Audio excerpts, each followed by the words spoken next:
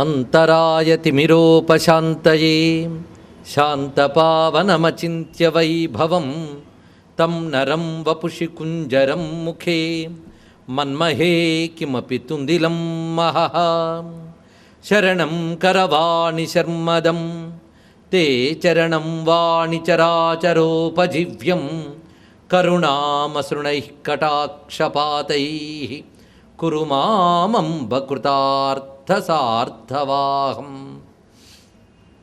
శారదా శారదాంభోజవదనా వదనాంబుజే సర్వదా సర్వదాస్మాకం సన్నిధిః సన్నిధిం క్రియాత్.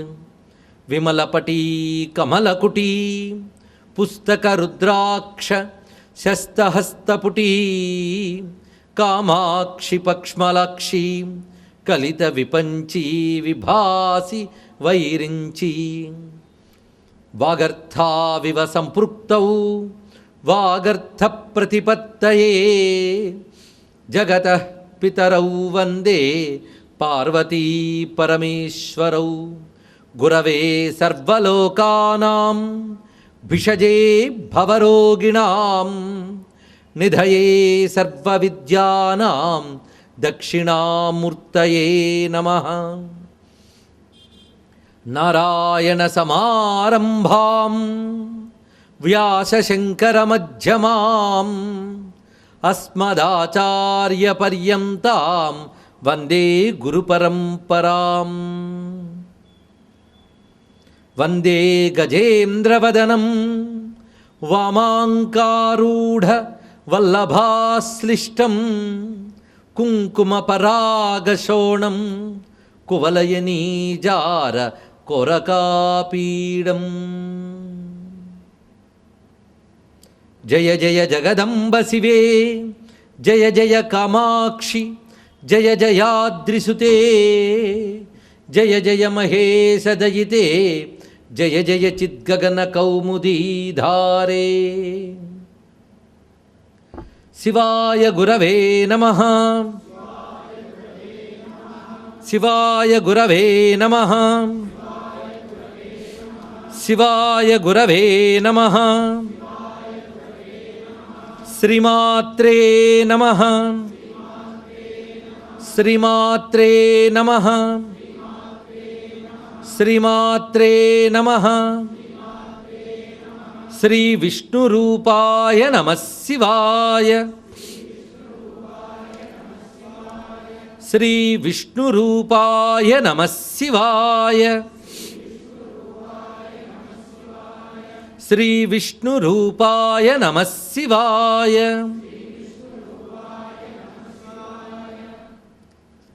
నమో మహద్భ్యో ఋషిభ్యో గురుభ్యో నమః. శ్రీ కామాక్షి పరదేవతాయై నమః.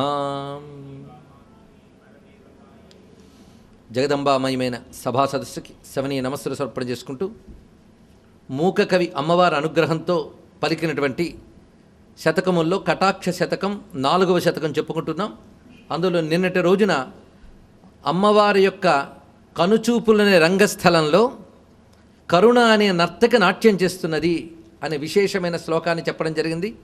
కేశప్రభాపటల నీల వితాన జాలే కామాక్షి కుండలమణిచ్ఛవి దీపశోభే శంకే కటాక్ష రుచిరంగతలే కృపాక్షాశైలూషికి నటతి శంకరవల్లభే తే.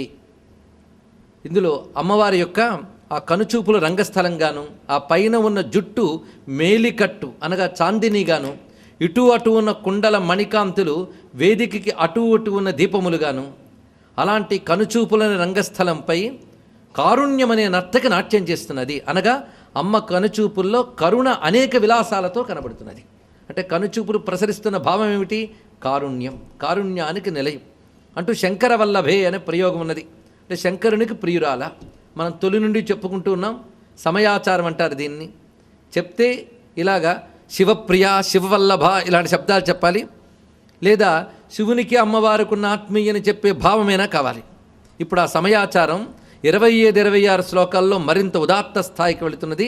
ఆ సమయాచారం చూద్దాం.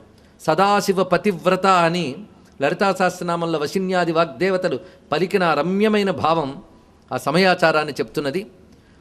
అది 25వ శ్లోకంలో అద్భుతమైన స్థాయికి చేరుకుంటున్నది. మందాక్షరాగతరళీకృతి పారతంత్ర్యాత్ కామాక్షి మంధరతరాం త్వదపంగడోలాం ఆరుహ్య మందమతి కౌతుకశాలి చక్షురానందమేతి ముహురర్ధశశాంకమౌళే. మందాక్ష రాగ తరళీకృతి పారతంత్ర్యాత్.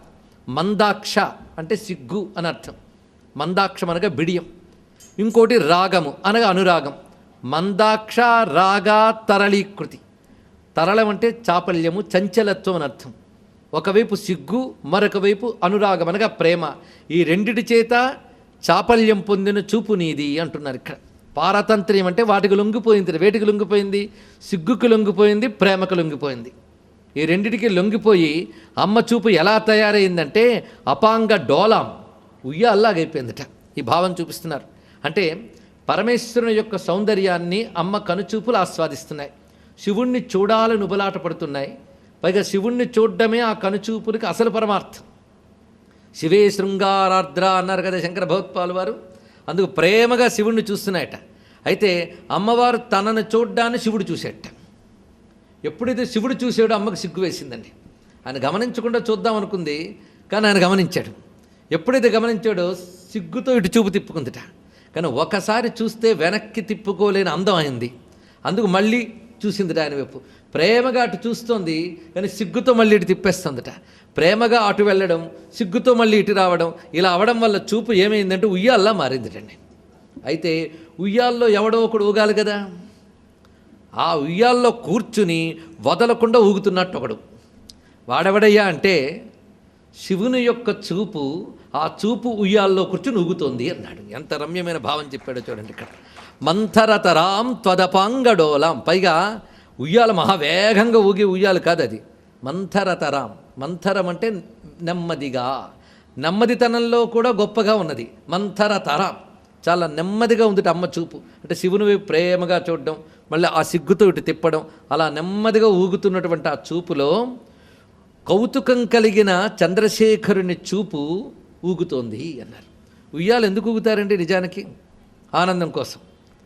పైగా ఊగుతూ ఉంటే ఆనందం ఉంటుంది కనుక శివుని చూపు అమ్మవారి చూపుల ఊయలలో ఊగుతూ ఆనందిస్తున్నది అన్నాడు ఇక్కడ. మనకి మందస్మిత ప్రభాపూర మజ్జత్కామేశ మానస ఇత్యాది శబ్దములు అన్నీ కూడా శివునికి అమ్మవారికున్న ఆ ప్రణయాన్ని తెలియజేస్తున్నది. ఆ సమయాచారం ఇక్కడ చూపిస్తున్నారు.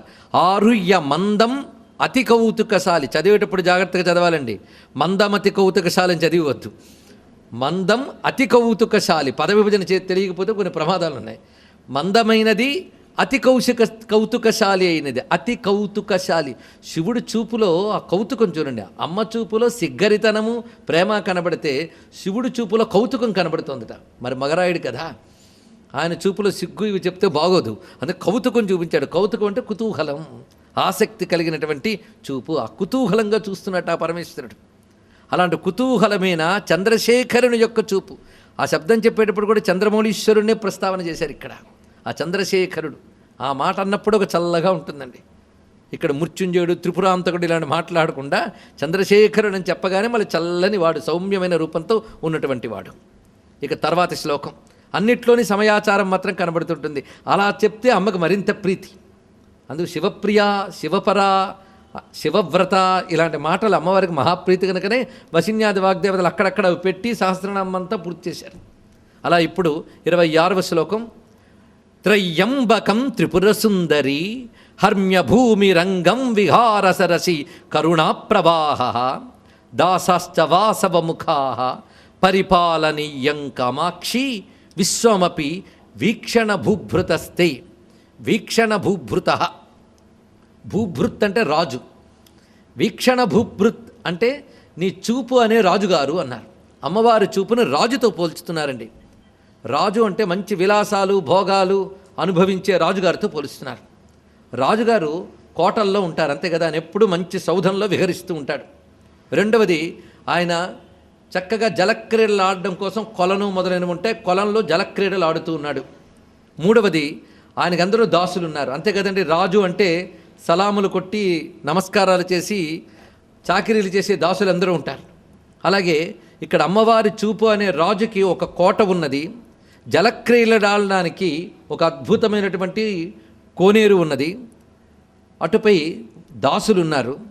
ఆవిడికి పాలన ఉన్నది. ఆ చూపుకి దేన్ని పాలిస్తున్నది, ఏ కోటపై ఉన్నది, ఎందులో జలక్రీడలాడుతున్నది, ఇవన్నీ ఇక్కడ వివరించి చూపిస్తున్నారు. చూద్దాం. త్రిపుర సుందరి సంబోధన రెండున్నాయి ఇక్కడ. త్రిపుర సుందరి కామాక్షి. కామాక్షిదేవి సాక్షాత్ త్రిపుర సుందరి స్వరూపం కదా. అందుకు త్రిపుర సుందరి కామాక్షి, నీ చూపు అనే రాజుగారికి హర్మ్యభూమి. హర్మ్యభూమి అంటే కోటస్థలం, సౌధం. ఏమిటయ్యా సౌధం అంటే త్రయంబకం రంగం, అంటే శివుని శరీరమే కోట అన్నారు ఇక్కడ. అంటే చూపు అనే రాజుగారు ఎక్కడ తిరుగుతున్నారు? రాజుగారు స్థిరంగా కోటలో ఉన్నట్టే అమ్మ చూపు అనే రాజు శివుడి శరీరం అనే కోటలో ఉందిట. మళ్ళీ సమయాచార ప్రస్తావనే. అంతేకాదు, విహారం చేసే ఒక చక్కటి ప్రవాహం. ఏ ప్రవాహంలో విహరిస్తూ ఉంటుంది అమ్మ చూపు అనే రాజు అంటే విహారసరసి కరుణ ప్రవాహ. ఈ కరుణా ప్రవాహంలో విహార సరస్సులో విహరిస్తున్నట్టు ఆ చూపు విహరిస్తున్నది. ఇక దాసులు, రాజుగారికి దాసులు ఉంటారు కదా, అలాగే అమ్మ కడకంటి చూపులకి దాసులు ఎవరయ్యా అంటే దాసాశ్చ వాసవముఖాహ. వాసవుడు అంటే ఇంద్రుడు, వాసవముఖాహ అంటే ఇంద్రాది దేవతలు ఆ కడకంటి చూపుకు దాసులు. అంటే ఒక రాజుగారికి ఏ లక్షణాలు ఉండాలో అన్నీ ఉన్నాయండి. ఆ చూపు కనికరం కోసం అక్కడ వాళ్ళు పడిగాపులు పడుతున్నారు. ఎవరు? ఇంద్రాదులు. అందుకే దాసాశ్చ వాసవముఖాహ. మరి రాజుగారు పరిపాలించాలి కదా, ఊరికనే భోగాలా? పరిపాలననే పెద్ద బాధ్యత చేస్తున్నందుకు భోగములు ఇవన్నీ. మరి అమ్మవారికి ఇంత చక్కటి భోగములు ఉన్నాయి. కోట ఉంది, ప్రవాహం ఉన్నది, దాసులున్నారు. పరిపాలిస్తున్న దేన్ని? పరిపాలనీయం విశ్వం. ఇది ఎక్కడ ఆ చూపుతో సమస్త విశ్వమును పరిపాలిస్తున్నది. అంటే అమ్మ చూపే ఈ ప్రపంచాన్ని పాలించుతున్నది. పాలన 3 విధములుగా, ఇంకా చెప్పాలంటే 5 విధములుగా జరుగుతుంది. సృష్టి, స్థితి, సంహార, తిరోధాన, అనుగ్రహములను 5 కృత్యములు తనకు కనుచూపులతోనే చేస్తున్నది. ఈ పంచకృత్యములే విశ్వపాలన. పంచకృత్య పరాయణ అయిన తల్లి ఆ చూపులతోనే పనిచేస్తున్నది. అటువంటి నీ చూపులనే రాజుగారికి నమస్కారం. ఇక్కడ చూపుని సార్వభౌమునిగా చూపించారు. ఆ తర్వాత మరొక శ్లోకంలో ప్రవేశిస్తున్న 29వ శ్లోకం ఇది. ఉన్మధ్య బోధ కమలాకరమంబ జాడ్యస్తంభేరమం మమ మనో విపినే భ్రమంతం కుంఠీకురుష్వ తరసా కుటిలాగ్రసిమ్నా కామాక్షి తావక కటాక్ష మహాంకుశేన. అమ్మ కడకంటి చూపుని ఎన్ని రకాలుగా పోలికలు చెప్తున్నారో అర్థం చేసుకోండి. ఇక్కడ ఇప్పటికే నిన్నటి వరకు చెప్పిన మీరు గుర్తుపెట్టుకుని ఉంటారు కదా. మీరు గుర్తుపెట్టుకున్నారనుకుంటే నాకు తృప్తి. తర్వాత విషయాలు మరికొన్ని చెప్పచ్చు. ఇప్పుడే చూపుని రాజుతో పోల్చారా, వెంటనే చూపుని అంకుశంతో పోలుస్తున్నారండి. అంకుశం ఎలా ఉంటుంది? అది అలా వంకి తిరిగినటువంటి ఒక పదునైనటువంటి ఆయుధం. అలాంటి అంకుశంట. అంకుశం దేని మీద ప్రయోగిస్తారు తెలుసా? ఏనుగులను కంట్రోల్ చేయడానికి వాడతారు సాధారణంగా. అలాగా అమ్మ చూపుట అంకుశంలాగే ఉందిట. అంటే అమ్మ చూపు చేసే పని బట్టి ఉపమానాలు మారిపోతున్నాయి. అవి చాలా చల్లగా హాయిగా ఉన్నాయంటే వెన్నెలతో పోలుస్తారు, మనల్ని తడిపేస్తున్నాయంటే మేఘంతో పోలుస్తాడు. ఇప్పుడు ఏకంగా అంకుశంతో పోలుస్తున్నాడు. అంకుశం ఏం చేస్తుంది? ఏనుగును కంట్రోల్ చేస్తుంది. అమ్మ చూపు అంకుశంగానే ఉందిట చూడ్డానికి కూడా. కుటిలాగ్ర సీమ్న తావక కటాక్ష మహాంకుశీన. కుటిలాగ్ర అంటే కన్నులు వంకరగా ఉంటాయండి, అందంగా.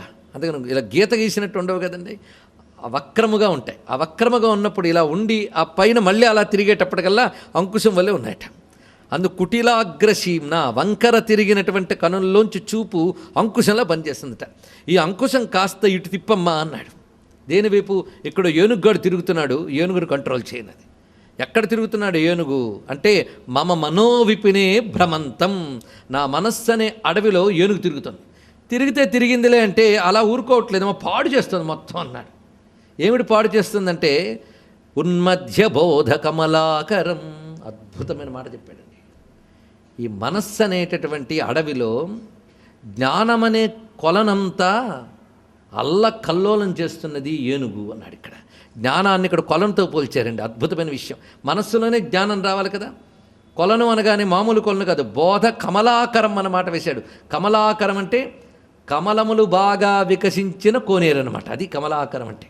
కానీ జ్ఞానాలు బాగా వికసించినటువంటి ఒక రసమయమైన, అంటే కోనేరు అంటే మళ్ళీ జలం కూడా ఉన్నది. ఆ రసత్వం, ఆ చల్లదనం, అది శాంతికి సంకేతం. వికసించిన కమలాలు జ్ఞానానికి సంకేతంగా. జ్ఞానము శాంతి కలిసి ఉన్నాయని చెప్పడం కోసం మనస్సులో ఆ జ్ఞానము శాంతి అప్పుడప్పుడు మనకు వస్తూ ఉంటాయి. ఆ వచ్చిన దాన్ని నిలవనీయకుండా చేస్తున్నాడు వీడు ఎవడు? ఈ ఏనుగ్గాడు. ఇంతకీ ఏనుగు ఎవరు చెప్తున్నాడు చూడండి, అద్భుతమైన మాట చెప్తున్నాడు. మనస్సు అడవి, జ్ఞానము కమలాకరము, అదే బోధ కమలాకరం. దాన్ని ఉన్మధ్య కలవరపరిచేస్తున్నాడు. చూడండి గజేంద్ర మోక్షంలో ఆ గజేంద్ర అంతవరకు తెగ తిరిగిన వాడు అందులో దిగుతాడు మొత్తం ఏనుగుల గుంపుతో. దిగినవాడు ఏదో నీళ్లు తాగో స్నానం చేసి వెళ్ళిపోకుండా మొత్తం ఉన్మధ్య బోధ కమలాకరం అన్నట్టుగా ఆ కొలనంతా అల్లకల్లోరు పరిచేస్తాడు. అక్కడ ఒక్క పద్మము కూడా మిగలకుండా చేసేస్తాడు. చిట్ట చివరికి విష్ణు వచ్చేటప్పటికి సమర్పిద్దామంటే ఒక్క కమలం కనబడలేదు. తను మొత్తం పాడు చేసేస్తే ఒక్కటేదో కనబడింది, ఆ ఒక్కటే ఇచ్చుకున్నాడు. మొత్తానికి ఆ దృశ్యాన్ని ఒక్కసారి తలంచుకోండి. కమలాకరాన్ని, ఆ తటాకాన్ని మొత్తం నాశనం చేసి పారేసేట ఏనుగ్గాడు. మరి ఇంతగా ఏనుగు ఎవడో చెప్తున్నాడు. స్తంభేరమం అంటే ఏనుగుని అర్థం. జాడ్యస్తంభేరమం, జాడ్యమనే ఏనుగు. గొప్ప మాట చెప్పాడండి ఇక్కడ. జాడ్యం అంటే తెలిసింది కదా, నిన్న గట్టిగా చెప్పాను జాడ్యం గురించి. ఒకవేళ అది వదులుంటే అర్థమై ఉంటుంది. జాడ్యం అంటే జడత్వం. ఎంత చెప్పండి ఏమాత్రం స్పందన ఉండదు. కొందరికి స్పందన ఉండదు సరికదా, మనం స్పందించినట్టు చెప్పలేదని చెప్పిన వాడి మీద కోపం వస్తుంది. అదొక దౌర్భాగ్యం, అదొక జాడ్యం. కనుక జాడ్యం అంటే ఆ కరడు కట్టిన అజ్ఞానము, స్పందన లేని లక్షణము. అవతలవాడు ఎంత పరతత్వ విషయం చెప్పినా స్పందించకపోవడం, అది చాలా బాధాకరమైందండి. అందుకే మనస్సులో ఈ జాడ్యం చాలా ఇబ్బంది. ఈ జాడ్యం ఎంత ఇబ్బంది అంటే అజ్ఞానాన్ని ఒప్పుకోదు, అది కూడా బాధ. అజ్ఞానం ఒప్పుకుంటే పర్వాలేదు, ఎప్పటికైనా బాగుపడతాడు. అజ్ఞానాన్ని జ్ఞానమును అహంకరిస్తాడు, అదొకటి, అది బలిసినతనం. అందుకే జాడ్యాన్ని మదించిన ఏనుగుతో పోల్చారు ఇక్కడ. జాడ్యస్తంభేరమం ఆ మాట చెప్పేటప్పుడు ఇంత చక్కటి మాట. ఆ స్తంభము అంటేనే జడత్వానికి మరొక గుర్తు. అందుకు ఏనుగుని జాడ్యంతో ఇక్కడ చెప్పడం విశేషం. అది జాడ్యస్తంభేరమం మమ మనోవిపినే భ్రమంతం. వీడు పోనీ కొంతసేపు ఆడుకుని వెళ్ళిపోయాడంటే అడవిలోనూ తిరుగుతున్నాడు కనుక మళ్ళీ దిగుతాడు. ఒక్క కమలం వికసింపనివ్వడు, వికసించిన దాన్ని ఉండనివ్వడు. అలాంటి ప్రమాదకారి వీడు. ఎప్పుడూ అల్లకల్లోలం, ఉన్మధ్య అంటే కలవరపాటు. మనస్సును ఎప్పుడూ కలవరపరుస్తుంటే జాడ్యం వల్లే కలవరం వస్తుందండి. అజ్ఞానం వల్లే అల్లకల్లోలాలు, కలవరాలు, అశాంతి, ఇవన్నీ అజ్ఞానం వల్ల వస్తాయి. బయట సంఘటనల వల్ల రావు, ఇది తెలుసుకోండి. సంఘటనలు ఎప్పుడు జరుగుతూనే ఉంటాయి, వాటికేముందండి ఎఫెక్ట్ అంతా ఎక్కడంటే మన అజ్ఞానం తాలూకు ఎఫెక్టే. దుఃఖం కానీ కలవరం కానీ అన్నీ. కనుక అజ్ఞానం తాలూకా కరడుగట్టిన దశని జాడ్యం అని అంటారు. ఆ కరడుగట్టిన అజ్ఞానం అనే జాడ్యంగాడు నా మనస్సు అనే విపినంలో జ్ఞానాన్ని నిలవనివ్వడం లేదమ్మా. అలాంటి వాడిని కంట్రోల్ చేయాలి అంటే నీ చూపు అనే అంకుశంతో నొక్కిపెట్టు అన్నాడు ఇక్కడ. అంటే అజ్ఞానాన్ని తొలగించమని, జాడ్యాన్ని తొలగించమని ఇక్కడ ప్రార్థన. అంటే అమ్మ కటాక్షం జ్ఞానస్వరూపం కదా, అది లభిస్తే అజ్ఞానం అణగుతుంది, అది చూపించారు ఇక్కడ. ఇప్పుడు అమ్మవారి యొక్క ఆ చూపులోట ఒక సింహం ఉందిటండి. ఏంటితో వస్తే అది వర్ణించడమేనా? లేదా హంసతో పోల్చారంటే ఒప్పుకుంటాం, వెన్నెలతో పోల్చారంటే ఒప్పుకుంటాం, ఇలా సుకుమారమైన వస్తువులతో పోల్చచ్చు. ఇప్పుడు మళ్ళీ అంకుశంతో పోల్చారు, అదొక భయంకరమైన ఆయుధమేగా. అంటే అమ్మ చూపుని సౌమ్యమైన వస్తువులతో పోల్చకుండా బాధించే ఆయుధాలతో పోల్చవచ్చా అండి అంటే పోల్చవచ్చు. ఆవిడేం చూపులను తక్కువ అనుకున్నారా? ఆ చూపులతో భక్తుల్ని ఎంత అనుగ్రహించగలదో ఆ చూపులతో ఆ మహిషాసురుణ్ణి, శుంభుని కూడా అంత తగ్గపెట్టగలదు ఆ తల్లి. మామూలు చూపులేం కావవి. ఎంత సౌకుమార్యములో అంత ఉగ్రములు కూడా. అందుకే సౌమ్యము ఘోరము రెండూ ఉన్న చూపులకి ఏం తక్కువేం కాలేండి అవి. అందుకు సుకుమారంతో పోల్చలేదని మనం ఏం బాధపడక్కర్లేదు. ఆ సౌకుమార్యం పోయి ఇంకా భయంకరమైన రూపంతో పోలుస్తున్నారు చూడండి, సింహంతో పోల్చారు. ఇప్పుడు ఉద్వేల్లితస్తబకితైర్లలితైర్విలాసై ఉత్థాయ దేవి తవ గాఢ కటాక్ష కుంజాత్ దూరం పలాయయతు మోహ మృగీకులం మే కామాక్షి సత్వరమనుగ్రహ కేశరీంద్ర. సింహం దేనితో సింహాన్ని పోల్చారో తెలుసా? ఇప్పుడు దయని సింహంతో పోల్చారండి. చూడండి, చూపుని దేనితో పోలుస్తున్నారు, దయని దేనితో పోలుస్తున్నారు చూడండి. చూపు లోపల దయ ఉంది కదా, మనం వర్ణించుకున్న చూపు లోపల దయ అనేది కన్నులనే రంగస్థలం మీద దయ నర్తకన్నారు. ఇప్పుడు ఆ చూపులని ఒక పొదరింటితో పోలుస్తున్నారు. అమ్మ చూపులు పొదరిల్లుట. ఆ చూపుల పొదరిల్లులో దయ అనే సింహం ఉందిటండి. ఎక్కడైనా పొదరింట్లో సింహం ఉంటుందా? గుహలో ఉంటుంది. కానీ అయితే అమ్మ చూపులో సింహం కనుక పొదరిళ్ళతో పోల్చారండి. మళ్ళీ గుహ అంటే చూడ్డానికి కఠినంగా రాయి అన్నీ కనబడతాయి. ఎంతైనా అమ్మ మహాలావణ్యవతి, సౌందర్యవతి కదా. అమ్మ యొక్క కనులు, కనుచూపులు పూల పొదలతో పోల్చడమే బాగుంటుంది. ఎంత పూల పొదైనా ఆ పూల పొద లోపల సింహం ఉందిట. అద్భుతమైన మాట. ఇప్పుడు పొదరిల్లు ఎలా ఉంటుందో వర్ణన మనం ఒక్క చూస్తే, ఒక గుహ అనుకుందాం, ఆ గుహంతా పొదరిల్లుతో కప్పబడిపోయింది. ఆ మెత్తని లేత ఆకులు, అందులోంచి పువ్వులు, ఇవన్నీ గుత్తులు గుత్తులుగా వేలాడుతూ ఉంటే ఆ గుహ చూడడానికి అందమైన పొదరిల్లులా కనబడుతుంది. అలాంటి పొదరిల్లులా ఉందిట అమ్మ కనుచూపులు. చెప్పేటప్పుడు ఆ అందమైన అలంకారములు అన్నీ చేసుకుని, చక్కని కనుబొమలు, అందమైన రెప్పలు, ఆ క్రింద ఉన్నటువంటి ఆ కనీనికలు, ఇవన్నీ చూస్తుంటే అందమైన ఆ కనులు ఆ రమ్యమైన శోభలతో వర్ణములతో కూడి పూల పొదల్లాగే కనబడుతున్నాయి. ఆ కనుల్లోంచి కరుణ సింహంలా కనబడిందిట. ఏమంటే కరుణ అనేదే స్వాభావికంగా సౌజన్యమైన గుణం కదా, మరి సింహంలా కనబడడం ఏంటి? ఇది మనం చూడాలి. వెన్నెల్లా ఉందంటే సౌకుమార్యం, సింహంలా ఉందంటే ఉగ్రత్వం. అంటే అమ్మ ఉగ్రంగా చూసినా సౌమ్యంగా చూసినా రెండూ కరుణ వల్లనే చూస్తుంది. ఇది తెలుసుకోవాల్సింది. అమ్మ ఉగ్రంగా చూసినా కరుణయే, సౌమ్యంగా చూసినా కరుణయే. అంతేగాని ఉగ్రంగా చూసినప్పుడు కరుణ లేదు అనడానికి లేదు. కరుణ అమ్మ రూపం అండి. మనం మొదటి నుండి చెప్పుకున్నాం, కాచన విహరతి కరుణ కాశ్మీరస్తబక కొమలాంగలత. ఆవిడ స్వరూపమే కారుణ్యమైనప్పుడు కోపంగా చూసినా అది కారుణ్యం యొక్క ఎక్స్ప్రెషనే. అంతే కదండి. పిల్లాడు తప్పు చేసినప్పుడు తల్లి కోపంగా చూస్తుంది. ఆ కోపం ద్వేషంతో చూసిన కోపమా? అది అనురాగజనితమైన కోపమేగా. కనుక తల్లి పిల్లాడి పట్ల ఎప్పుడూ కారుణ్యంతోనే ఉంటుంది. జగదంబ అంటేనే కారుణ్య రూపం. అటువంటిప్పుడు సింహంతో పోల్చడం కారుణ్యానికి సమంజసమే. అందుకే చిత్తే కృపా సమర నిష్ఠురతాచ దృష్టా. ఎందులోది? చండీ సప్తశతిలో చెప్తున్నటువంటి మాట. ఓ తల్లి, యుద్ధం చేస్తున్నప్పుడు నువ్వు మహిషాసురాదును చాలా తీవ్రంగా చూసావు, కానీ ఆ తీవ్రము బయటికి అలా కోపంగా కనబడుతోంది. కానీ చిత్తే కృప, నీ చిత్తంలో దయ ఉందమ్మా.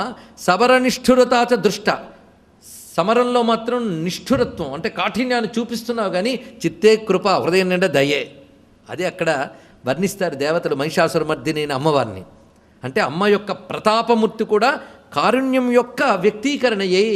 అదే ఇక్కడ మనం గమనించవలసిన ప్రధానాంశం. అయితే సింహం ఎందుకు సింహంతో పోల్చారు అంటే, ఒక్కొక్కప్పుడు సింహంలా పనిచేయకపోతే కొన్ని దెబ్బతినవండి. అవి దెబ్బతింటే కానీ మనం బాగుపడం.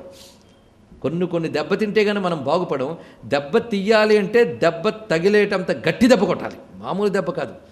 అలాంటి గట్టి దెబ్బ కొట్టేటంత శక్తి ఆ కారుణ్యంలో ఉంది. అందుకే కారుణ్యాన్ని సింహంతో పోల్చుస్తున్నారు.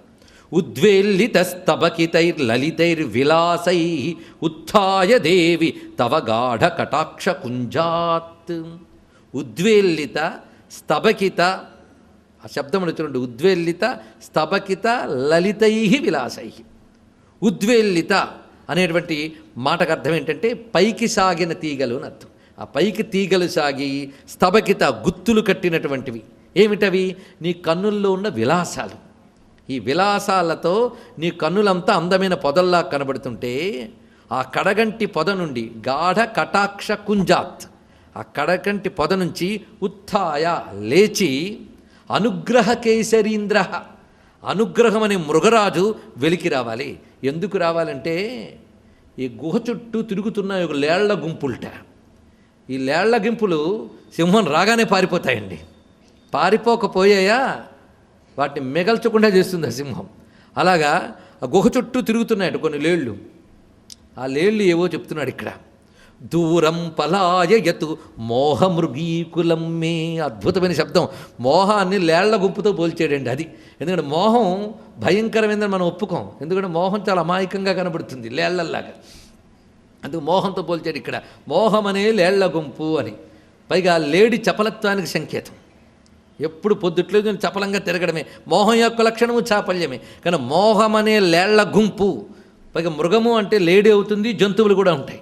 అడవిలో మృగరాజు ఉంటే మిగిలిన మృగములంటికి భయమేనండి. మొత్తానికి ఈ పనికిమాలిన మోహం మృగ సమూహాన్ని తరిమి కొట్టాలి అంటే సింహం నిద్రిస్తున్నంతసేపే పిచ్చి జంతువులు తిరుగుతూ ఉంటాయి. ఆ సింహం లేచి వచ్చిందా జంతువులని అలాగే నీ కనుచూపుల పొదల నుంచి ఆ దయ అనే సింహం లేచి వస్తే నాలో ఉన్న ఈ మోహం అనే మృగ సమూహం అంతా పరారైపోతాయమ్మా. అది పలాయయతు, అలా దూరంగా పోయేటట్టు నీ కనుచూపుల్లోంచి ఆ సింహాన్ని కాస్త లేపి పంపించు అంటున్నాడు ఇక్కడ. దీని యొక్క భావం మళ్ళీ తీస్తే నీ దయతో మోహం నశిస్తుంది. ఇది తాత్పర్యం. అమ్మ దయ పడితే మోహం పోతుంది. ఇందాక జాడ్యం పోయింది, ఇప్పుడు మోహం పోయింది. జాడ్యము మోహం కూడా ఒకే అజ్ఞానం యొక్క రెండు ముఖాలండి, మరొకటేం లేదు. అజ్ఞానం యొక్క వ్యక్తీకరణ దశలే. ఈ విధంగా ఇక్కడ అమ్మ యొక్క కటాక్షముల్లో దయ సింహంతో పోల్చబడింది. తర్వాత 40వ శ్లోకంలో మళ్ళీ చూసుకుందాం. అక్కడ చెప్తున్నటువంటి రమ్యమైన భావము అమ్మ కటాక్ష వీక్షణలో మరొకటి. ఇది ఒక రమ్యమైన భావం. ఇది సూక్ష్మేపి దుర్గమతరేపి గురుప్రసాద సాహాయ్యకేన విచరన్నపవర్గమార్గే సంసార పంకనిచయే నపపథ్యముంతే కామాక్షి గాఢమవలంబ్య కటాక్షయష్టిం. ఇదొక రమ్యమైన భావన. ఈ భావన మనం చూస్తూ ఉంటే ఇది భావన సాధనకి ఎంతో పనికొస్తుంది. అంత చక్కగా చూపిస్తున్నాడు ఇక్కడ. ఇది చూస్తూ ఉంటే కవిత్వంలో మన భారతీయులు ఎంత ఉదాత్త స్థాయిలో ఉన్నారో అనిపిస్తుంది. ఆ థాట్స్ కానీ ఆ ఎక్స్ప్రెషన్స్ కానీ, అంటే ఈ శబ్దములు అంటే కొంచెం పొయిటిక్గా అనిపిస్తాయని నేను ఇంగ్లీష్లో చెప్తున్నాను అంతే. ఆ ఆలోచనలు, ఆ వ్యక్తీకరణలు ఇవన్నీ సామాన్యమా? పాశ్చాత్య కవిత్వాలు చాలా చాలా గొప్ప గొప్ప కవులు ఉన్నారు. వాళ్ళకి ఏమీ తీసిపోని కవులు ఇంకా నాగరికత బాగా వికసించిన దశలో వాళ్ళుంటూ ఉంటే ఎవరు పాశ్చాత్యులు. ఇక్కడ ఈ భారతదేశంలో అత్యంత ప్రాచీన కాలం నాడే అపురూపమైన నాగరికతతో అద్భుతమైన సంస్కృతిని అందించిన మహాకవులు ఉన్నారండి. అలాంటి మహాకవుల్లో మూకకు ఒకడు. ఎలాంటి రమ్యమైన భావన! ఒకవేళ నాస్తికులయ్యారా అయినా దీన్ని విడిచిపెట్టరు. ఎందుకంటే పొయిటిక్ బ్యూటీని ఎవడు కాదంటాడు. కానీ నాస్తికుడైతే కవితా సౌందర్యం, భక్తుడైతే అమ్మవారి యొక్క సౌందర్యం, భక్తి ఇటు ఆస్తికత రెండూ కలిసిన కవిత పిపాసగాను ఉంటే వాడికి నిజమైన అమృతమేనండి ఇదంతా కూడా. అమ్మా, మోక్ష మార్గం అంత సులభం కాదు తల్లి అన్నాడు. ఇది తెలుసుకోవాలి. మోక్ష మార్గం అంత సులభమా? కొంతమంది ఏమీ చేయలేకపోతున్నాం కనుక వేదాంతం చదువుతూ ఉంటారు. ఏమీ చేయలేనివాడు అసలు వేదాంతం ముట్టుకోలేడు, గుర్తుపెట్టుకోండి. చాలా ఎలాంటివి ఉంటూ ఉంటాయి. దేనికి పనికిరాడు కదండి, అందుకే వాడికి వేదమో స్మార్తమో నేర్పేద్దాం అంటూ ఉంటారు. అంటే వాడు దానికి కూడా పనికిరాడు, అది తెలుసుకోండి అక్కడ. ఎందుకంటే బ్రహ్మ విద్య అనేది అంత సామాన్యమా? అది మహాకష్టం. లౌకిక విద్యలైనా వంటబట్టచ్చు కానీ బ్రహ్మ విద్య మహాకష్టం. మోక్ష విద్య అంత తేలిక కాదు. మోక్ష మార్గము అంత తేలిక కాదు. మోక్ష సాధన అంటే తేలిక అనుకుంటున్నారా? అత్యంత దుర్లభం, అది సామాన్యం కాదు. ఎందుకంటే బహిర్ముఖ సుదుర్లభ, అక్కడే చెప్తున్నారు ఇక్కడ. బహిర్ముఖత్వం అనేది వదులుతుందా అంటే అంత తేలిక? కళ్ళు మూసుకు కూర్చున్న మనసు బహిర్ముఖమే అవుతుంటుంది. బహిర్ముఖులకి మోక్ష మార్గం సుదుర్లభ. ఆ సుదుర్లభ అనే పదం వశిన్యాది వాగ్దేవతలు ఎంత తీవ్రంగా వాడారో. మిక్కిలి దుర్లభం అంటేనే మిక్కిలి కష్టం. సుదుర్లభ, మళ్ళీ సు ఒక యాడ్జెక్టివ్ ఒకటి దానికి. అత్యంతమైన మిక్కిలి కష్టం అంట అది. ఏది? మోక్ష మార్గం అంత తేలిక కాదు. అది అత్యంత సూక్ష్మము అన్నాడు. సూక్ష్మము అంటే మామూలు ఇంద్రియాలకి అర్థం కాదు, స్థూలంగా చూస్తే అర్థం కాదు. ఒకటి సూక్ష్మం అంటే సన్నని మార్గం అండి. చాలా సన్నని మార్గంలో వెళ్ళడం మహా కష్టం. చూడండి, కొందరు బదరీ కేదార్ నడిచి వెళ్తున్నప్పుడు అబ్బో మహాప్రమాదం అంటూ ఉంటారు. కింద చూస్తే భయంకరమైన లోయ, అటు చూస్తే పర్వతం, ఈ మధ్యలో బస్సులో వెళ్తున్నా మనకు భయమే. ఇక గోముఖ్ మొదలైన వాటికి వెళ్ళేటప్పుడు ఉన్నదా ఆ త్రోవంతా అత్యంత దుర్గమం. చేతికి ఊతకర్ర లేకపోతే అసలు నడవలేం కదా. ఊతకర్ర ఉన్నా అటు ఇటు చూస్తే మళ్ళీ భయమే. అటు చూస్తే మహాపర్వతం, ఇటు చూస్తే గొప్ప లోయ. అలాగే ఈ మోక్ష మార్గం కూడా అత్యంత క్లిష్టమైనది. క్షురస్యధార అంటుంది కఠోపనిషత్తు. ఎంత గట్టిగా చెప్తున్నా చూడండి. ఒక పదునైనటువంటి కత్తి మీద నడవడం ఎంత కష్టమో మోక్ష మార్గం అంత కష్టం. అందుకే ద్రఢిష్ట బలిష్ట అయినటువంటి వాడు శక్తుల మండే నెత్తురు నిండే సైనికులారా రారండి అని విప్లవ గీతం పలికారుగా శ్రీశ్రీ గారు. అది నిజానికి ఉపనిషత్తు వేదాంత గీతంగా పలికిందండి. అక్కడ గొప్ప మాట అది. అదే అంటాడు స్వామి వివేకానంద. ఏమనుకుంటున్నారు ఆధ్యాత్మిక మార్గం అంటే? అది ఇంకా ఇంద్రియాలు పనిచేయడం మానేసి అన్నీ అయిపోయి ఇంటి దగ్గర వాళ్ళు కూర్చోబెట్టరు కనుక ఎలాగో కుర్చీవో గోడచాటో చూసుకుని కునుకుతూ వినేసేయాల్సింది అనుకున్నారా? వేదాంత మార్గం అంటే అత్యంత క్లిష్టం, మహాక్లిష్టం. అందుకే సూక్ష్మము దుర్గమతరము, అత్యంత దుర్గమమైనదండి అన్నాడు. మోక్ష మార్గంలో అంత కష్టం వెళ్ళడం, కానీ వెళ్ళవలసింది అదే. ఇది ఎప్పటికైనా అది పొందనంత వరకు పుడుతూనే ఉండాలి. కనుక మళ్ళీ దుఃఖాలు ఎందుకయ్యా? భగవంతుడి ఇచ్చిన జన్మలోనే తప్పకుండా సాధిస్తానని నువ్వు అనుకుంటే మార్గం మాత్రం క్లిష్టమే. అది సూక్ష్మము దుర్గమతరము. పైగా వెళుతున్నప్పుడు ఒక చాలా ప్రమాదకరం ఏంటంటే సంసార పంక నిచయే. ఈ సన్నని తోవలో వెళ్తూ ఉంటే కాస్త కాలు బెసిగిందా ఆ కింద ఒక పెద్ద బురద ఉన్నదండి, బురద ఊబి, అది సంసార పంకం, అందులో పడిపోతావు. మహాకష్టం అది. అందుకు దీంతో వెళుతున్నప్పుడు చాలా జాగ్రత్తగా ఏంటంటే కాలు జారకుండా వెళ్తూ ఉండాలి దానిలోకి. అలా వెళుతూ ఉండాలి అంటే ఒక చెయ్యి ఊతకర్ర కావాలండి. ఆ ఊతకర్ర మాకు కావాలమ్మా, ఈ మోక్ష మార్గంలో దుర్గమతరమైన మోక్ష మార్గంలో వెళ్ళేటప్పుడు ఊతకర్ర కావాలి. అయితే కర్ర ఈ సప్లయర్స్ వేరే ఉంటారు అక్కడికి. మనం కూడా ఏదైనా గోముక్కు లాంటి వీళ్ళకి వెళ్ళేటప్పుడు ఇక్కడి నుంచే కర్రలు పట్టుకెళ్ళక్కర్లే, అక్కడ కర్ర సప్లయర్ ఉంటాడు. వాడికి కూడా తెలుసు ఆ మార్గంలో ఎలా వెళ్ళాలో తెలుసు. వాడు చెప్తాడు, ఇలా వెళ్ళు అలా వెళ్ళు, ఇటు అటు వెళ్ళకు, జాగ్రత్తగా చెప్తూనే చెయ్యి ఊత కర్ర కొట్టిస్తాడు. ఈ కర్ర ఊత లేకపోతే నువ్వు వెళ్ళలేవు అని ఇస్తాట ఒక ఆయన. దానికి తగ్గ కర్ర, అక్కడికి తగ్గట్టు కర్ర అది ఇస్తాడు. అలాగా మోక్ష మార్గంలో దుర్గమమైన దాంట్లో మళ్ళీ సంసార పంకంలో పడిపోకుండా జాగ్రత్తగా వెళ్ళాలంటే ఊతకర్ర ఏది అంటే ఆ ఊతకర్ర వదిలిపెట్టకుండా గట్టిగా పట్టుకుంటూనే మోక్ష మార్గంలో వెళ్ళి మనం పరంపదానికి చేరగలం. అలాగే ఎక్కడ జారిపోకుండా హాయిగా వెళ్ళడానికి పనికొచ్చే ఆ ఎష్టి అంటే ఊతకర్ర ఏదంటే తల్లి నీ కరుణా కటాక్షమే ఊతకర్ర అన్నారు. ఇక్కడ అమ్మ యొక్క ఆ దయాపూర్వకమైన చూపి ఊతకర్ర అది లభించిందా ప్రయాణం హాయిగా ఉంటుంది. అయితే ఇంత ఒక మాట అన్నాం, కర్ర సప్లయర్ ఒకడు ఉన్నాడని. అమ్మవారి చూపును ఊతకర్రగా తీసుకోమని అది ఇచ్చిన వాడు ఒకడు ఉన్నట్ట. వాడెవరు? గురుప్రసాద సహాయకేనా. ఇది గొప్ప మాట చెప్పారు. గురువు అనుగ్రహం వల్ల మాత్రమే దొరుకుతుంది అది. అమ్మ అనుగ్రహం గురువు అనుగ్రహం వల్లే లభిస్తుంది. అందు గురువు అనుగ్రహం చేత అమ్మ యొక్క కటాక్షం లభిస్తే ఆ కటాక్షాన్ని ఊతముగా తీసుకుని నీవి భయంకరమైన సంసార మార్గంలో సంసార పంకంలో మోక్ష మార్గంలో హాయిగా వెళ్ళగలవు. ఇందులో మనకి సాధన చెప్తున్నాడు, బోధన చేస్తున్నాడు, ధైర్యము ఇస్తున్నాడు. ఆ ధైర్యం ఏంటి? అమ్మవారి యొక్క ఆ కరుణా కటాక్ష వీక్షణములే ధైర్యము అని బోధించి తర్వాత శ్లోకం కామాక్షి సంతతమసౌ హరినీలరత్నస్తంభే కటాక్షి రుచిపుంజమయే భవత్యాః బద్ధోపి భక్తి నిగళైర్మమ చిత్తహస్తి స్తంభంచ బంధమపి ముంచతి హంత చిత్రం. ఇందాక జాడ్యాన్ని ఏనుగుతో పోల్చారు కదా, ఇప్పుడు ఏకంగా బుద్ధినే ఏనుగుతో పోల్చుతున్నాడు. చిత్తం ఒక హస్తి. ఎందుకంటే ఏనుగుకి ఎలా మదం ఉంటుందో దీనికి అది ఉంది. మదం అనేక రకాలుగా వస్తుంది. విద్యామదం, ధనమదం, పదవీ మదం, యవ్వన మదం, ఇందులో ఏ ఒక్కటైనా చాలు. ఆ మదం మనకి సత్యాన్ని తెలియనివ్వదు. అలాంటి మదం చేత బలిసినటువంటి నా చిత్తమనే హస్తిని ముందు బంధించాలండి. ఏనుగుని కట్టాలంటే తాడు గట్టిగా ఉండాలి, దేనితో కట్టారో అది గట్టిగా ఉండాలి. అంటే స్తంభానికి కట్టామనుకోండి, స్తంభం కూడా గట్టిగా ఉండాలి. అందులో ఏది గట్టిగా లేకపోయినా ప్రమాదమే. అందుకే చిత్తమనే ఏనుగుని ఏ స్తంభానికి కట్టాలో చెప్తున్నారు ఇక్కడ. దానికి పెద్ద స్తంభం తయారైందిట. ఈ స్తంభం ఏమిటి అంటే ఇంద్రనీల రత్నాలతో చేసిన స్తంభంట. అది కూడా అందమైన స్తంభం. మళ్ళీ ఇంద్రనీల రత్నాలతో చేసిన గట్టి స్తంభం. ఇంద్రనీల రత్నాలు అనగానే కనుచూపులు ఇంద్రనీల రత్నాలతో పోలుస్తారు. అమ్మ కనుచూపుల పరంపర ఒక స్తంభంలా తయారైందండి. అంటే అమ్మ కనుచూపులు అవసరమైతే సింహం అవుతాయి, అవసరమైతే ఊతకర్ర అవుతాయి, అవసరమైతే స్తంభం అయిపోతాయి. అంత దృఢంగా మనల్ని పట్టుకోగలం. అంత దృఢమైనటువంటి అమ్మ చూపుల వరుస అనబడేటటువంటి స్తంభం ఉంది. ఆ స్తంభానికి ఏనుగుని కట్టాలి. దేంతో కడతారు?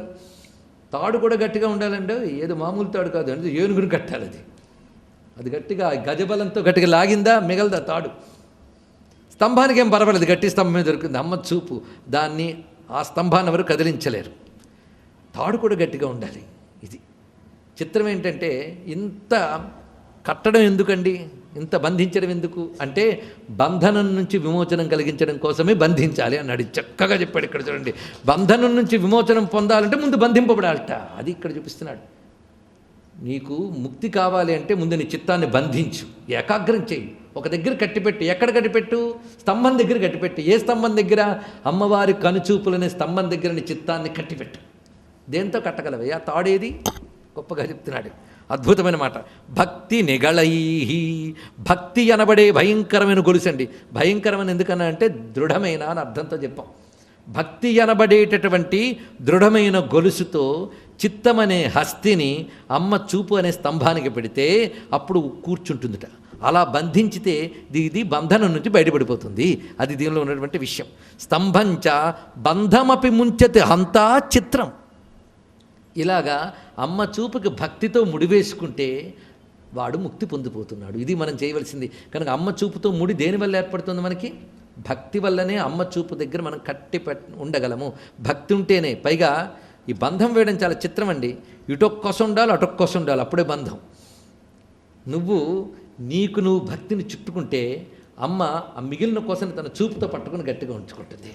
ఎప్పుడైతే నీ భక్తిని అమ్మ తీసుకుందో ఆ తీసుకోవడమే ఇటుకోస పట్టుకోవడం. అటుకోస అమ్మ తన చూపుతో లాగితే అది మాత్రం విడిచిపెట్టేదండి, ఇంక పర్వాలేదు మీకు, ఇప్పుడు ఇది మీరు గట్టిగా పట్టు కూర్చుంటే చాలు. కానీ భక్తితో అమ్మ చూపులకు అంకితం చేసుకుంటే వాడు ముక్తి పొందుతాడు అనే విషయాన్ని ఎంత చక్కగా వ్యక్తీకరిస్తూ ఇందులో మనం గట్టిగా ఆలోచిస్తే సాధన కూడా ఎలా ఉండాలో చూపిస్తున్నాడు. ఇంతవరకు మనం చూసిన వాటిలో శివునిపై ప్రేమ ఒకటి కనిపిస్తుంది, భక్తుడిపై కారుణ్యం ఒకటి కనిపించింది. రెండు భావాలు మనం చూసాం ఇప్పటి వరకు కూడా. ఆశ్రయించిన భక్తుడిపై కారుణ్యంతో వాడి జాడ్యాన్ని పోగొట్టేటప్పుడు, వాడి యొక్క మోహాన్ని పోగొట్టేటప్పుడు అంకుశంగా సింహంగా మారి ఇప్పుడు స్తంభంగా కూడా మారిపోయింది. ఇదంతా భక్తుని కరుణించడం. మరి శివుని ప్రేమించే చూపు ముందు చూపించాం, మళ్ళీ అక్కడికి తీసుకొస్తున్నాడు. కనుక అమ్మవారి చూపులో రెండు భావాలు చూడాలి మనం ప్రధానంగా, శివునిపై ప్రేమ, మనపై కారుణ్యం. అందుకే శంకర్లు కూడా అమ్మ చూపులో ఉన్న నవరసాలని వర్ణిస్తూ మొదటి రసం చివరి రసం చూడండి, శివే శృంగారార్థ, తర్వాత తదితరనే కుత్సనపర సరోష గంగాయాం గిరిశచరితే విస్మయవతి హరాహిభ్యో భీతా ఇత్యాది చెప్తూ చిట్ట చివరికి ఏం చెప్పాడు, మయి జనని దృష్టిశ కరుణ. సౌందర్యలహరిలో ఎవరి పట్ల ఏ భావం ఉంటే మాకెందుకండి, మా అయ్యగారి పట్ల అమ్మగారికి శృంగార భావం, నా పట్ల కారుణ్య భావం, అంతే. ఆ చూపులోంచి కనిపిస్తున్నది కారుణ్య భావం భక్తుడి పట్ల. అందుకే తల్లి చూపులో భక్తుడు కారుణ్యాన్నే చూస్తాడు. ప్రేమ శివుని పట్ల అమ్మ చూపించడాన్ని చూస్తారు. అమ్మ అయ్యల ప్రేమ చూస్తే పిల్లాడికి అమ్మయ్య, అది మనం అనేక మంది చెప్పుకున్నాం. అమ్మ అయ్య ప్రేమగా ఉంటే పిల్లలు హెల్తీగా పెరుగుతారండి, అది ముఖ్యం. అదే కానీ అమ్మ అయ్య కొట్టుకుంటున్నారనుకోండి, ఈ పిల్లాడు ఎక్కడ తలదాచుకోవాలో తెలియదు వాడికి. ఒక్కసారి కొట్టుకోవడం కాస్త విడిపోవడాలు దాకా పోయి పిల్లలకి తల్లి తండ్రి గతి లేని వాళ్ళు అవుతూ ఉంటారు. అందుకు తల్లి తండ్రి అన్యోన్యంగా ఉంటే ఆరోగ్యవంతంగా పిల్లలు పెరుగుతారు. అందుకు విశ్వకుటుంబానికి తల్లి తండ్రి అయిన ఆ అమ్మ అయ్యలు పార్వతీ పరమేశ్వరుల యొక్క ప్రేమ వల్లనే మనందరం ఆరోగ్యంగా పెరగగలం. అందుకు వారి యొక్క అన్యోన్యతను ఎప్పుడూ తలంచుకుంటూ ఎవడుంటాడో అది సామరస్య ఉపాసన. వారిద్దరికీ అన్యోన్యతలో ప్రేమలో ఒకరికి ఎక్కువ ఒకరికి తక్కువ లేదు, హార్మనీ. అలాంటి సామరస్యం కుదరడం మహా కష్టమండి. సృష్టిలో ఇద్దరికీ సమప్రేమ అనేది ఎప్పుడు కుదరదు, చాలా కష్టం. ఎక్కడో ఒక దగ్గర ఎవరో ఒకరు ఫెయిల్ అవుతూనే ఉంటారు.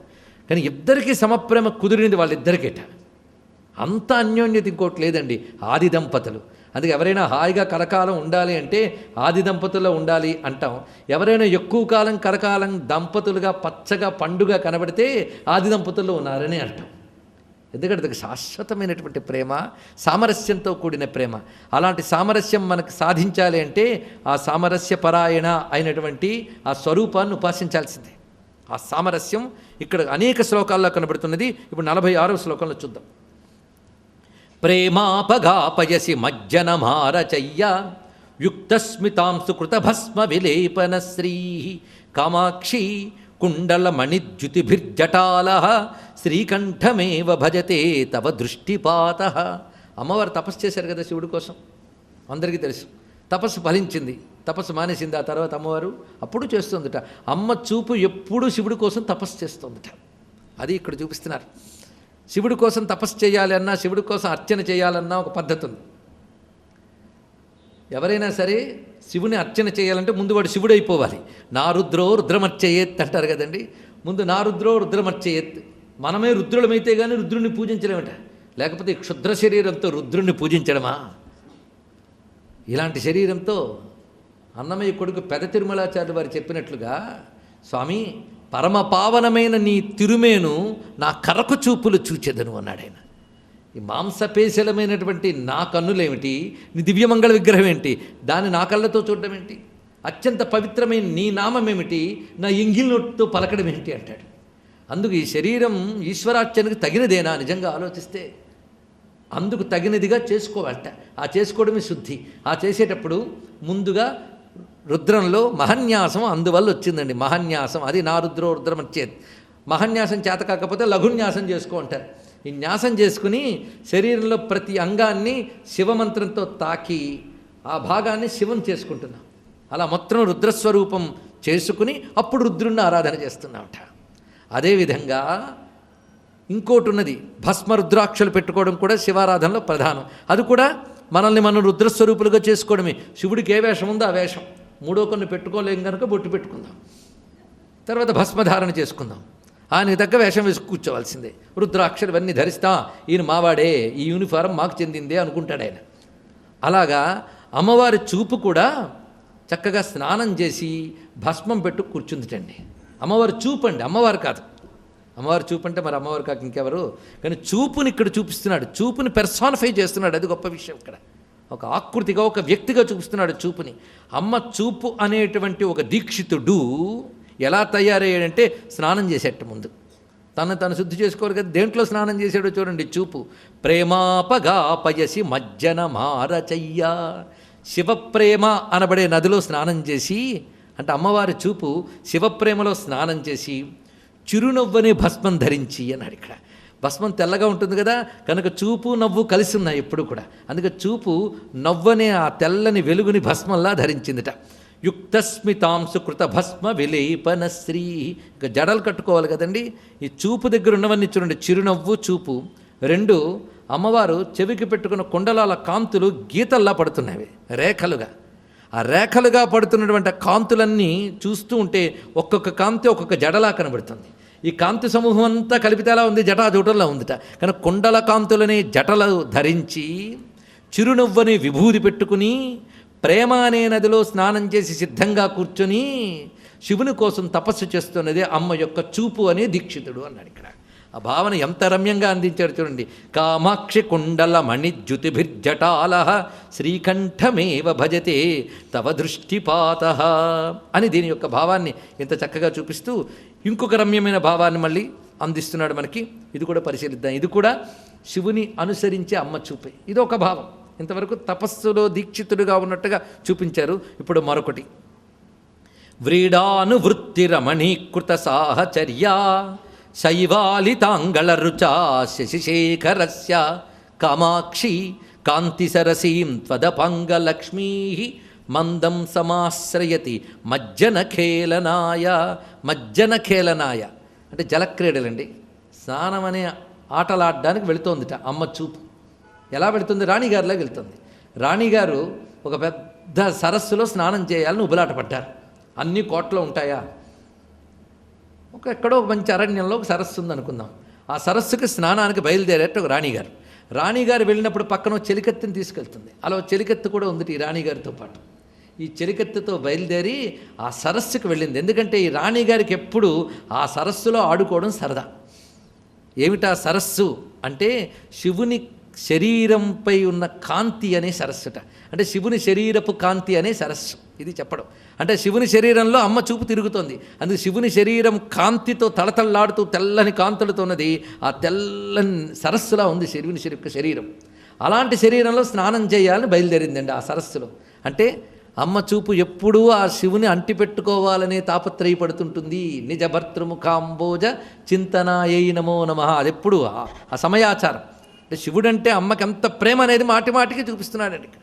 కనుకనే అమ్మ చూపు అనే రాణిగారు శివుడి శరీరం అనే సరస్సులో స్నానానికి బయలుదేరారు. అయితే చెలికత్తె పక్కన ఉండాలి కదా. అందుకు అమ్మ చూపు అనే రాణిగారికి చెలికత్తె ఎవరంటే సిగ్గు అనే చెలికత్తెట. ఎంత అద్భుతంగా చెప్పాడు చూడండి. రాణిగారితో పాటు చెలికత్తె నడుస్తుంది. అంటే చూపుతో పాటు సిగ్గుందిట. ఎందుకంటే యాదేవి సర్వభూతేషు లజ్జారూపేణ సంస్థిత అని మనం చదువుతుంటాం. లజ్జ, బిడియం అది ఉత్తమమైన స్త్రీకి ఆభరణం. ఇప్పుడు అది ఉంటే చాలా తప్పు అసలు. అందుకు ఒకప్పుడు లజ్జ ఆభరణం అంటే భారతీయ స్త్రీలకు ఒకప్పుడు అది వచ్చింది బాధ. ఆ లజ్జ అనేది ఎలా ఉంటుందో వర్ణించి చూపిస్తున్నారు. కులజన ప్రభవస్య లజ్జ అని ఇదే మాట మనకి సప్తశతిలో చెప్తున్నాడు. కులజన ప్రభవస్య ఉత్తమ జన్మ కలిగిన స్త్రీలకు ఉంటుంది ఈ లజ్జ. మరి అమ్మ అంటే ఎవరండి? ఉత్తమోత్తమైన స్త్రీ కదా. అందుకే ఆవిడ చూపులో లజ్జ ఉందండి. చూపు లజ్జ కలిసి ఉన్నాయి. అందుకే రాణిగారి దగ్గర చెలికత్తెలాగా అమ్మ చూపు అనే రాణిగారి దగ్గర సిగ్గు అనే చెలికత్తె ఉన్నదట. ఈ సిగ్గు అనే చెలికత్తెతో కలిసి ఈ చూపు అనే రాణిగారు శివుడు శరీరం అనే సరస్సులో స్నానానికి బయలుదేరారు అన్నారు. ఇక్కడ ఎంత బాగున్నదో ఈ భావం మీరు పరిశీలించండి. అంటే అందులో ఆడుకోవడానికి, ఆట అంటే ఆనందమే కదా. రాణిగారికి సరస్సులో స్నానం ఎంత ఆనందమో ఈ చూపు అనే రాణిగారికి శివుని శరీరంలో విహరించడమే ఆనందము. అది దీని యొక్క భావం. వ్రీడానువృత్తి రమణీకృత సాహచర్య. చెలికత్తు కూడా గొప్ప చెలికత్తు ఉండాలండి, లేకపోతే సావాస దోషం అంటారు. అందుకు సిగ్గు అనబడే మంచి సహచరి, రమణీకృత సాహచర్య. పైగా ఇక్కడ చిన్న చమత్కారం చేశాడు. కవితా రసజ్ఞత గల వాళ్ళు ఆస్వాదించవచ్చు. సరస్సులో ఒక నాచు ఉంటుందండి. కొంతమేరకు నాచు ఉంటుంది. ఆ నాచు ఉండడం కూడా మంచి లక్షణమే. నాచు చెత్త పదార్థం కాదండి. నాచు అనేది ఒక వృక్షజాతి, అది పడుతుంది, దాన్ని శైవాలము అని అంటారు. అలాగా అంత తెల్లని సరస్సులో ఒక చోట నాచు ఉన్నట్టుగా అంత తెల్లని శివుని ఇంట్లో నీలకంఠం అనే నాచు ఉందిటండి. అలాంటి సరస్సులో స్నానానికి బయలుదేరారు అమ్మవారు అని ఎంత అందంగా చూపిస్తున్నాడు. శైవాలితాం గళరుచా శశిశేఖరస్య కామాక్షి కాంతి సరసీం త్వదపాంగ లక్ష్మీ మందం సమాశ్రయతి మజ్జనఖేళనాయ. ఆ కడకంటి చూపు అనే మహారాణి లక్ష్మీదేవి ఆవిడ సిగ్గుతో కలిసి వెళ్ళింది అని వర్ణించారు. ఇక్కడ అపాంగ లక్ష్మి అనే శబ్దం ఇక్కడ ఇంత చక్కగా ప్రయోగించి చూపిస్తున్నారు. తర్వాత మనం 52వ శ్లోకంలోకి ప్రవేశిద్దాం. పాషాణ ఏవ హరినీలమణిర్దినేషు ప్రమ్లానతాం కువలయం ప్రకటీకరోతి నైమిత్తికో జలదమేచకి మా తతస్తే కామాక్షి శూన్యముపమానమపాంగలక్ష్మ్యా. ఇప్పటి వరకు అమ్మ చూపుని ఎన్నిటితోనూ ఉపమానం చేశాడు కదా. ఉపమానం అంటే ఏమిటి? పోలిక. అనేకంతో పోల్చి చెప్పాడు. ఇప్పుడు అంటాడు ఆ తప్పుని క్షమించేసే అన్నాడు. ఏంటి? మిగిలిన వాడితో పోల్చడం. ఎందుకంటే నీ చూపుకి పోలిక లేదమ్మా, అనాకలిత సాదృశ్యం. అంటే పోలిక చెప్పలేము నీ చూపుకి. ఎందుకంటే దేంతో పోల్చాను ఇంతవరకు నేను చేసినవి కొన్ని ప్రధానంగా ఎవరినైనా చూపులతో వర్ణించేటప్పుడు పూర్వకవులు వాడినవి ఇవ్వండి. ఇంద్రనీల రత్నాలతో పోలుస్తారు ఒకటి, 2 నల్ల కలువలతో పోల్చుతారు, 3వది చక్కని మేఘంతో పోలుస్తారు. మేఘం ఎలాగైతే చల్లగా ఉండి వర్షం కురుస్తుంది, ఇలాంటి వర్ణన ఈయనే చేశాడు. ఇలా కవులందరూ పోల్చారు. అలాగే నీ చూపులకి నీ కన్నులకి పోల్చి నేను ఇంద్రనీల మణులతోనూ నల్ల కలువలతోనూ మేఘాలతోనూ పోల్చాను. ఆ పొరపాటేనమ్మా అది. ఎందుకంటే వాటితో పోల్చకూడదు. ఎందుకంటే వాటికి కొన్ని డ్రాబ్యాక్స్ ఉన్నాయి. నీ చూపులుగా డ్రాబ్యాక్స్లు ఏమిటా డ్రాబ్యాక్స్ చూద్దాం. హరినీలమణి అంటే ఇంద్రనీలమణి ఏదో నిగనగలాడుతుందని నల్లగా ఉందని పోలిక తీసుకున్నాను, కానీ అది పాషాణ ఏవ, అది కఠినమైన రాయి. నీ చూపుకి ఇంద్రనీల కాంతులున్నా రాయితనం లేదమ్మా, అందుకు వాటితో పోల్చకూడదు అన్నాడు ఇక్కడ. 2వది నల్ల కలువుతో పోల్చడం. నల్ల కలువుతో ఎలా పోలుస్తాం? నల్ల కలువు ఏదో మెత్తగా ఉంది, నీలంగా ఉందని పోల్చేశాను. పైగా నీ కన్నులు ఎలా ఉన్నాయి, ఆ ఆకారంలో ఉన్నాయని పోల్చేశాను. కానీ దానిలో లోపం ఉంది, ఆ లోపం నీకు లేదు. ఆ లోపం ఏంటంటే దినేషు ప్రమ్లానతాం, పగటిపూట వాడిపోతుంది ఆ నల్ల కలువ. నీ కన్నులు పగలు కూడా వాడిపోవు కదమ్మా, అందుకు నల్ల కలువుతో కూడా పోల్చలేం. ఇక జలదమేచకి మా తతస్తే నైమిత్తిక అన్నాడు ఇక్కడ. మేఘంతో పోల్చుదామా అంటే మేఘాలు నైమిత్తికం. నైమిత్తికం అంటే వాటి సీజన్ ఎప్పుడు వస్తాయి. అవి ఎప్పుడు వస్తాయండి? ఇప్పుడు రమ్మనండి, మళ్ళీ ఆషాఢమో శ్రావణమో రావాల్సిందే, అప్పటి వరకు కనబడు. వాటి సీజన్కి వస్తాయి, సీజనల్ మేఘాలు. కనుక మేఘంతో నీ చూపును పోల్చడం తప్పు, ఎందుకంటే సీజనల్. నీది సీజనల్ కాదమ్మా, ఎల్లవేళలా లభిస్తూ ఉంటుంది. ఒక కాలంలోన ఎల్లవేళలా లభిస్తుంటుంది, కానీ మేఘాలతో పోల్చకూడదు. ఈ చెప్పడంలో ఉద్దేశం ఏంటి? చమత్కారమా? చమత్కారం అని కాదు. అమ్మవారి చూపులకు ఏ దోషము లేదు. ఒకటి, ప్రపంచంలో కనబడే ఏ ప్రాకృతిక విషయముతోనూ పోల్చలేని అలౌకికమైన దివ్యమైన స్వరూపం అమ్మవారు. ఇది తెలుసుకోవాల్సింది. అందుకే వశిన్యాది వాగ్దేవతలు కూడా మాటి మాటికి ఉపమానాలు చెప్పేటప్పుడు చాలా జాగ్రత్తగా వాడారండి లలితా శాస్త్రంలో. మనం ఊరకనే చదువుతాం కానీ అర్ధస్ఫూర్తి చదవండి మీరు ఒక్కసారి. పదద్వయ ప్రభాజాల పరాకృత సరోరుహ అన్నాడంతే. అమ్మ పాదములు పద్మాలను ఓడిస్తున్నాయి అన్నాడు, అంతేగాని పద్మాల్లా ఉన్నాయని అనలేదు. అలాగే అన్ని చోట్ల అదే జాగ్రత్త పడ్డాడు అక్కడ. ఎందుకు అలా చేసాడంటే మనకి పాదాలు అర్థం కావాలంటే పద్మాలతో పోల్చి చెప్తేనే అర్థమవుతాయి. పోల్చి చెప్తే మరొక ప్రమాదం ఉన్నది, పద్మాల్లో ఉన్నాయన్నమాట అనుకుంటాం. అందుకు పోలిక చెప్తూనే దాన్ని మించి ఉన్నాయని చెప్పాడు. ఇంక మనం ఊహించుకోవాల్సిందే. ఆ చెప్పడంలో వశిన్యాది వాగ్దేవతల ఉద్దేశం ఏంటంటే అది అలౌకికం. లోకంలో కనబడే ఏ వస్తువైనా ప్రకృతిజం. ప్రకృతిజం అంటే ప్రకృతి వికారముల వలన కలిగినది. అమ్మ స్వరూపము అది ప్రకృతిజము కాదు. ప్రకృతిజమైన ఏదైనా సరే దానికి కొన్ని పరిమితులు ఉంటాయి, కొన్ని లిమిటేషన్స్ ఉంటాయి, నశించిపోతాయి. ఇది ప్రకృతిజం కాదు, అమ్మ యొక్క స్వరూపము. అది ప్రకృతికి కూడా మూలమైనటువంటిది, పరతత్వ రూపం అది. ఆ కారణం చేతనే ఆ వికారములు లేవు, అలౌకికమని చెప్పడానికి వర్ణన చేస్తున్నారు. అందుకని ఊరకనే చెప్పే కవిత్వం కాదు ఇది. ఈ స్ఫూర్తితో మనం చూస్తూ 62వ పద్యంలోకి ప్రవేశిద్దాం. ఇవి మనం ముఖ్యమైనవి ఎంపిక చేసి పెడుతున్నామని చూపిస్తున్నాం. ఇందులో అమ్మవారి చూపులు ప్రసరిస్తే ఏమిటి ఫలితం లభిస్తుందో చెప్పారు ఇక్కడ. అమ్మ చూపు ఒక్కసారి సోకితే వాడికి లభించే ఫలితం. అయితే ఈ సోకడం ఎప్పటికి సోకుతుందండి? జంతో సకృత్ ప్రణమతో జగదీడ్యతాంచ తేజస్వితాంచ నిశితాంచ మతిం సభాయాం కామాక్షి మాక్షిక ఝరీమివ వైఖరించ లక్ష్మించ పక్ష్మలయతి క్షణమీక్షణంతే. సకృత్ ప్రణమతో క్షణమీక్షణంతే. ఈ రెండు మాటలు దగ్గర చూద్దాం. సకృత్ ప్రణమత, ఒక్కసారి నమస్కారం